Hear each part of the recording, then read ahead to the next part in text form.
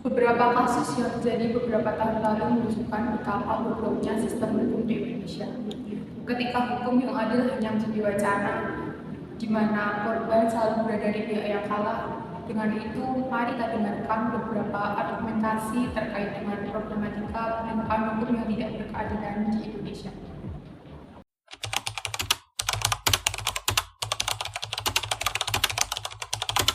Indonesia merupakan negara hukum sebagaimana tercantum pada pasal 1 ayat 3 UUD 1945. Oleh karena itu, semua persoalan baik urusan pemerintahan, kewarganegaraan dan kemasyarakatan harus didasarkan atas hukum. Nah, hukum harus ditegakkan berdasarkan atau berlandaskan asas keadilan. Nah, sehingga dalam hal ini penegakan hukum harus dilakukan secara objektif, tanpa adanya diskriminatif dan tanpa membedakan stratifikasi maupun diferensiasi sosial dalam masyarakat. Nah, konsep keadilan juga harus menuntut bahwa masyarakat Indonesia harus diperlakukan setara atau sama di hadapan hukum, sehingga dalam hal ini dapat tercipta hukum yang berkeadilan dan dapat melindungi masyarakat. Nah, tantangan yang dihadapi dalam menegakkan hukum yang berkeadilan adalah lemahnya konsistensi dan integrasi penegakan hukum, ditandai adanya fenomena hukum tumpul ke atas tajam ke bawah. Nah, fenomena ini merefleksikan bahwa hukum belum ditegakkan atau merefleksikan adanya ketidakadilan hukum, di mana hukum berlaku tegas bagi masyarakat kecil atau kelas menengah ke bawah, sementara untuk individu maupun kelompok atas kerap kali sulit disentuh oleh hukum.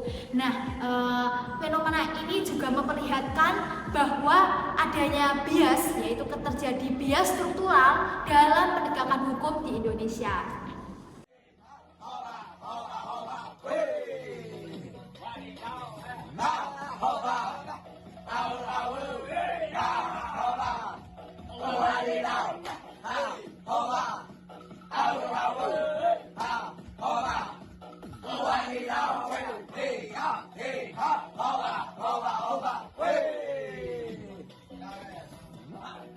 Polisi menetapkan 2 tersangka dalam kasus promosi judi online yang dilakukan melalui siaran langsung di media sosial. Selain Gunawan Satbor, TikToker asal Sukabumi yang terancam hukuman hingga 10 tahun penjara, tersangka lain yang terlibat adalah AS alias T. Kedua pelaku diduga mempromosikan situs judi online yang dapat diakses publik. Kapolres Sukabumi AKBP Samian mengungkapkan bahwa pada Sabtu 26 Oktober 2024, kedua tersangka melakukan live streaming yang diunggah ulang oleh akun TikTok @vlogitoto1, AS alias T dengan akun TikTok @satbor86, secara aktif mempromosikan situs judi Vlogitoto dengan cara berulang-ulang mengajak penonton untuk mengakses situs tersebut. Tersangka AS bahkan menggunakan bahasa yang menarik perhatian seperti Bapak Vlogi si gacor anti rungkat sebagai bagian dari promosi. Hal ini diungkapkan AKBP Samian pada Senin 4 November 2024.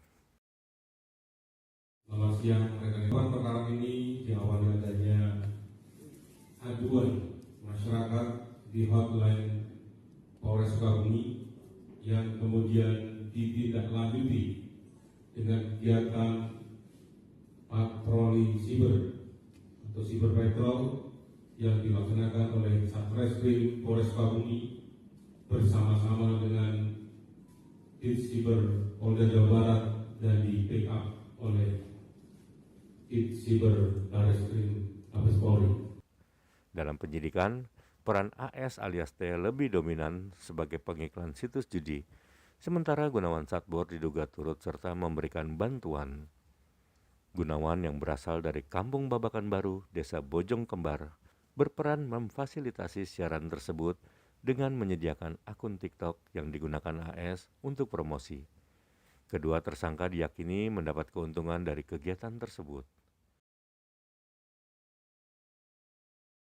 Apa kata mereka tentang kondisi hukum di Indonesia?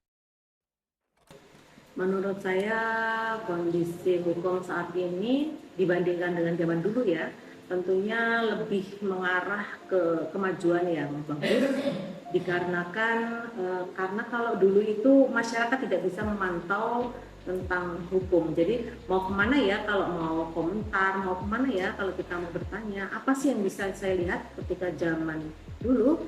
Nah, itu kan tidak bisa dilakukan. Tapi mengarah ke sini di mana ada perkembangan teknologi, maka hukum perkembangannya semua orang bisa melihat, sehingga dengan bisa masyarakat ikut memantau, maka penegak hukum itu semakin hati-hati dalam melaksanakan tugas-tugasnya. Kondisi hukum yang ada di Indonesia. Menurut pendapat saya, kondisi hukum yang ada di Indonesia ini belum bisa dikatakan maksimal. Penerapannya belum bisa dikatakan maksimal. Kita disclaimer dulu ya. Indonesia adalah negara hukum dan kita diuntungkan bahwasanya kita memiliki undang-undang dasar dan undang-undang lainnya yang mengatur tentang hukum yang ada di Indonesia. Kemudian faktor-faktor apa saja yang membuat hukum di Indonesia itu belum bekerja secara maksimal. Pertama, kenyataannya penerapan hukum yang ada di Indonesia itu belum maksimal. Penerapan hukum di Indonesia itu belum maksimal, baik dari masyarakat, penegak hukum, bahkan pemerintah sendiri itu belum maksimal dalam penerapan hukum. Yang kedua, akses terhadap pendidikan hukum itu di masyarakat itu juga masih nol besar. Kita sebagai masyarakat biasa itu belum memiliki akses terhadap pendidikan hukum. Jadi akhirnya masyarakat itu tidak mengerti tentang hukum yang ada di Indonesia. Oke, untuk sekarang ini menurut aku kondisi hukum Indonesia saat ini tuh cukup memprihatinkan ya. Seperti yang kita tahu, Indonesia adalah negara hukum dan normalnya tujuan dari hukum itu sendiri adalah untuk keadilan, kemanfaatan, dan kepastian hukum. Namun, alih-alih untuk mencapai tujuan tersebut, malah hukum ini digunakan untuk mencapai kepentingan pribadi. Misalnya, saat seorang pejabat memiliki kepentingan tertentu, misalnya untuk mencapai X, tapi si X ini tidak diatur nih di dalam undang-undang, tidak diatur hukumnya, peraturannya, maka si pejabat ini akan malah merevisi hukumnya agar seolah-olah melegalkan agar tujuannya itu tercapai. Jadi itu sih yang sangat disayangkan saat ini. Bagaimana mereka melihat istilah hukum tumpul ke atas dan tajam ke bawah dalam praktik hukum di Indonesia? Menurut saya itu bisa dikatakan untuk saat ini ya enggak sampai segitunya banget. Tapi memang ada beberapa hal yang mungkin tidak saya pungkiri, ada masih beberapa hal karena nyatanya masih banyak ada orang protes, ada orang memberi masukan, ada orang yang sampai segitunya menginginkan keadilan. Ini loh, kalau mereka kok seperti itu kan, sedangkan kami rakyat kecil tidak. Ya memang kita masih tidak menutup mata. Di media sosial kita sering melihat hal semacam itu. Tetapi justru dengan hal semacam itu tidak bisa sih penegak hukum itu sendiri untuk memberantasnya. Namun ada kerjasama dari masyarakat, kemudian pengamat hukum, penggiat-penggiat hukum itu dengan adanya hal semacam itu membuat harus tambah semangat untuk melihat bagaimana para penegak hukum itu melakukan tugasnya, sehingga tidak akan terjadi ke depannya tumpul ke bawah, tajam ke bawah, tumpul ke atas ya. Jadi jangan sampai lagi ada hal semacam itu. Jadi fenomena ini sering kita temui ya di Indonesia saat ini, di mana hukum itu akan melemah bagi pihak yang memiliki kuasa lebih dan lebih kuat untuk pihak yang lemah seperti rakyat biasa. Hal ini sebenarnya bertentangan dengan asas hukum, yaitu equality before the law, di mana asas ini itu mengatakan bahwa kita semua itu sama di hadapan hukum. Hal ini juga diatur dalam pasal 27 ayat 1 Undang-Undang Dasar Negara Republik Indonesia kalau tidak salah. Jadi warga negara itu sama kedudukannya di dalam hukum. Jadi hal ini sangat disayangkan karena penegak hukum saat ini lebih condong berpihak kepada pihak yang memiliki kuasa lebih atau pejabat yang memiliki jabatan lebih tinggi daripada rakyat biasa. Misalnya nih, ada suatu kasus nenek-nenek yang mencuri kokoa, buah kokoa.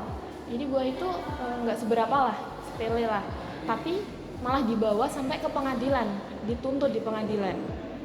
Coba dibandingkan dengan koruptor yang jelas-jelas melakukan tindakan pidana korupsi, tapi hukumannya tidak seberapa. Oke, memang ungkapan ini lagi viral ya, lagi ngetren di kalangan masyarakat. Kemudian kok bisa sih ada ungkapan seperti ini tuh kenapa? Nah, seperti yang saya sebutkan di awal, ada beberapa faktor yang menyebabkan hukum itu masih belum berjalan secara maksimal di Indonesia. Pertama dari penerapan oleh masyarakat, oleh penegak hukum dan oleh pemerintah itu belum maksimal. Kemudian akses pendidikan bagi masyarakat akses pendidikan bagi masyarakat itu belum maksimal juga, sehingga menyebabkan masyarakat itu tidak mengerti atas hukum. Nah, dan yang ketiga itu masih adanya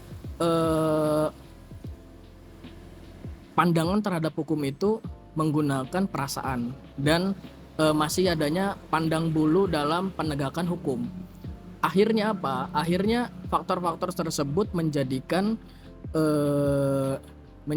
di masyarakat itu ada ungkapan hukum itu tumpul ke atas tapi tajam ke bawah. Orang-orang dengan kekuasaan, dengan uang dan lain-lain itu kebal dari hukum. Sedangkan orang-orang masyarakat bawah yang ya tidak punya apa-apa itu malah tajam oleh hukum. Karena apa? Karena ya mereka tidak mengerti tentang hukum yang ada di Indonesia tersebut. Itu alasannya. Apa hal yang menjadi penyebab praktik hukum yang berkeadilan belum bisa dilakukan di Indonesia?